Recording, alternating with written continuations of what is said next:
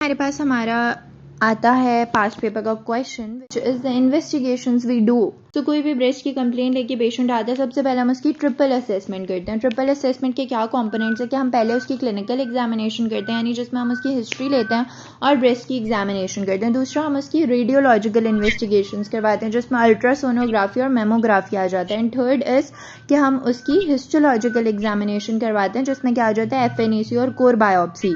ठीक है, यानी triple assessment is clinical, imaging and pathology. So यही करने से 99% of the abnormalities of breast are easily detected. वो अलग से क्वेश्चन पूछते हैं व्हाट इज ट्रिपल असेसमेंट, तो हमने एज इट इज लिखना होगा तीनों चीजें। ट्रिपल असेसमेंट के बाद अब हम इसके अंदर की जो चीज़ें उनको अच्छे से देखेंगे। हिस्ट्री एग्जामिनेशन तो हमें पता है उसमें क्या ही पूछ लेंगे, रिस्क फैक्टर्स पूछ सकते हैं आगे जो हम पढ़ेंगे ब्रेस्ट सीए करते हुए। एग्जामिनेशन में हम उसके ब्रेस्ट की अच्छे से एग्जामिनेशन करेंगे, एक्जिला की अच्छे से एग्जामिनेशन करेंगे। देन अब हम इमेजिंग को बारी बारी पढ़ते हैं। ठीक है, हमने यहाँ पे बोला हम सिर्फ अल्ट्रासोनोग्राफी मेमोग्राफी करवाते हैं, इसके अलावा और भी ऑप्शन होते हैं जैसे हम MRI करवाते हैं, फिर मेटास्टेसिस के लिए जो भी इमेजिंग स्टडीज करवाते हैं। बट मेनली ट्रिपल असेसमेंट में हम 2 ही लिख देंगे। ठीक है, ultrasonography is always the first line of first choice of treatment we do for patients. ठीक है, जैसे हमारे पास कोई पेशेंट आएगा ब्रेस्ट की कंप्लेंट के साथ आया, हमने एग्जामिन किया, हमें हल्का सा भी लंप लगा है तो हम उसको बोलेंगे कि वो अल्ट्रासाउंड करवा ले। ठीक है, usually ultrasound is specially best for young girls because they have dense breast, so mammography is not very useful for them. Usually ultrasonography पे ही हमें पता चल जाता है। ठीक है, सो अगर कोई भी उनमें, अब ऑब्वियसली क्या कंडीशन हो सकती है, कोई सिस्ट हो सकती है, फाइब्रोएडिनोमा हो सकता है, या रेयरली यंग एज में कार्सिनोमा हो सकता है। ठीक है, सो अगर तो सिस्ट होगी तो वो हमें obviously fluid filled area ultrasound पे आराम से डिटेक्ट हो जाएगा। अगर वो फाइब्रोएडिनोमा होगा तो हमें एक सॉलिड मोबाइल सा मास मिलेगा, बट इट वुड बी बिल्कुल सर्कमस्क्राइब्ड होगा, मतलब बहुत वेल डिमार्केटेड होगा। बट अगर कार्सिनोमा होगा ऑन द अदर हैंड तो वो बहुत इरेगुलर होगा। ठीक है, अल्ट्रासोनोग्राफी पे हमें ऐसी फाइंडिंग्स दिखेंगी। यहाँ पे बुक में दिखाया हुआ भी है कि दिस इज फाइब्रोएडिनोमा, तो बिल्कुल क्लियरली गोल है। ठीक है, और दिस इज कार्सिनोमा, सो ये देखो कितना इरेगुलर है। ठीक है, उसके बाद ये हो गया हमारा अल्ट्रासोनोग्राफी। अब आते हैं मेमोग्राफी के ऊपर। मेमोग्राफी वी नो कि इट इज़ जो हम ओल्डर वुमेन में यूजुअली प्रिस्क्राइब करते हैं। इसके अलावा ऐसा है कि स्क्रीनिंग के लिए मेमोग्राफी बहुत ज़्यादा यूज़ होती है। स्क्रीनिंग टूल भी है एक।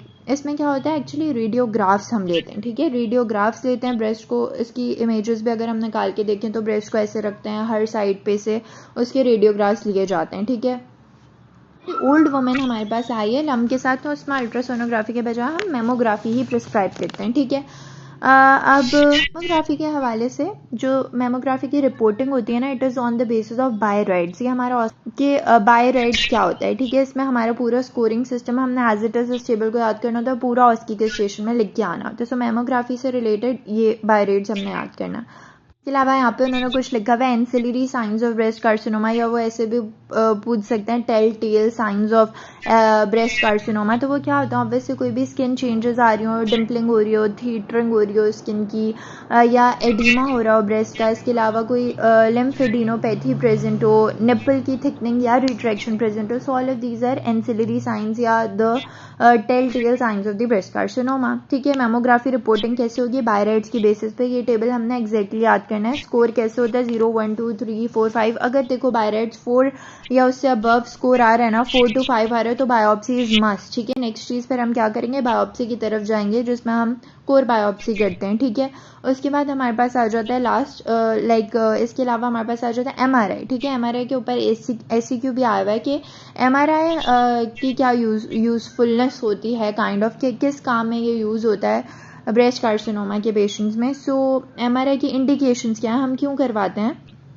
तो किसी को हमने बहुत डेंस ब्रेस्ट है, ठीक है, और हमने मेमोग्राफी सजेस्ट की तो और उस पर इक्विवोकल फाइंडिंग्स आई हैं तो फिर हम उसको MRI को बोलते हैं। इसके अलावा रिकरेंस चेक करने के लिए to distinguish scar from recurrence in a women who had previously breast conservative therapy for cancer, तो हम उनके लिए करवाते हैं। इसके अलावा हमें पता है जो हमारे लोब्यूलार या डक्टल कार्सिनोमा होते हैं उनको हम डिटेक्ट नहीं कर सकते ना, सो उसके लिए हम MRI करवाते हैं to assess multifocality and multi centrality in lobular cancer and ductal carcinoma in situ। Then those women who have BRCA mutations, तो उनमें हम MRI करवाते हैं। Last thing is women who have breast implants. ठीक है, this is very important, past MCQ question, हमें सारी indication आनी चाहिए for MRI in a women with breast complaints. Then वैसे तो उन्होंने आगे लिखा हुआ आगे जाके जहाँ ट्रीटमेंट स्टार्ट किया ब्रेस्ट कार्सिनोमा की कि मेटास्टेसिस के लिए हम क्या क्या टेस्ट करवाते हैं। बट अगर हमसे वो कभी भी इन्वेस्टिगेशंस पूछे ना ब्रेस्ट सीए के लिए तो हम सारी लिख देंगे, ठीक है, जितनी भी हमें आती हैं। ट्रिपल असेसमेंट के बाद उसमें एमआरआई फिट नहीं होगा तो अदर्स लिख के हम उसमें एमआरआई सब कुछ डाल देंगे, ठीक है, vacuum assisted biopsy, needle biopsy, and then we will write a heading के what we would do to check for metastasis, ठीक है। तो उसमें क्या क्या हो जाता है, हम सीटी स्कैन करवाते हैं चेस्ट एब्डोमेन वगैरह का मेटास्टेसिस को चेक करने के लिए। सीटी स्कैन के अलावा हम क्या कर सकते हैं, पेट स्कैन करवा सकते हैं, ठीक है। पेट स्कैन के अलावा आइसोटोप बोन स्कैन करवाते हैं एंड यूजुअली अल्कलाइन फॉस्फेटेज का लेवल चेक करते हैं, ठीक है। सो नीडल बायोप्सी में उन्होंने कुछ खास नहीं लिखा हुआ सिवाय इसके कि हम जो है ब्रेस्ट टिश्यू के लिए 14G वाली नीडल यूज़ करते हैं और एक्सिलरी लिम्फ नोड्स के लिए 18 वाली। बायोप्सी नीडल जो है वो अल्ट्रासोनोग्राफी मेमोग्राफी गाइडेड हम कर सकते हैं। फ़ायदा क्या होता है, यूजुअली वैसे मैंने तो जितनी देखी हैं तो वो ऐसे खुद ही से ही कर रहे होते हैं सर्जन्स, बट क्या है कि एक्चुअल बात यह है कि आप कर रहे हो तो आप अल्ट्रासाउंड या एमआरआई गाइडेंस में करो। उससे होगा कि आप जो सॉलिड कंपोनेंट आपको दिख रहा है आप उसी में से लोगे, जो लंप होगा उसी में से लोगे। अदरवाइज हो सकता है आप आसपास के नॉर्मल एरियाज में से ले लो सैंपल। तो असिस्टेड बायोप्सी क्या होती है कि इसमें ना जो एरर होता है वो उसका चांस कम हो जाता है। इसमें हम 18G या 11G नीडल्स यूज़ करते हैं। तो इन शॉर्ट हम ब्रेस्ट के लिए क्या क्या एग्जामिनेशन करवाएंगे या इन्वेस्टिगेशंस करवाएंगे। सो हम सबसे पहले ट्रिपल असेसमेंट करवाएंगे, उसके जो टेस्ट हैं उसकी डिटेल करें तो अल्ट्रासोनोग्राफी करवाते हैं, मेमोग्राफी करवाते हैं, इसके अलावा हम एमआरआई करवा सकते हैं। देन हम नीडल बायोप्सी करते हैं और वैक्यूम असिस्टेड बायोप्सी कर सकते हैं, एफएनएसी करते हैं।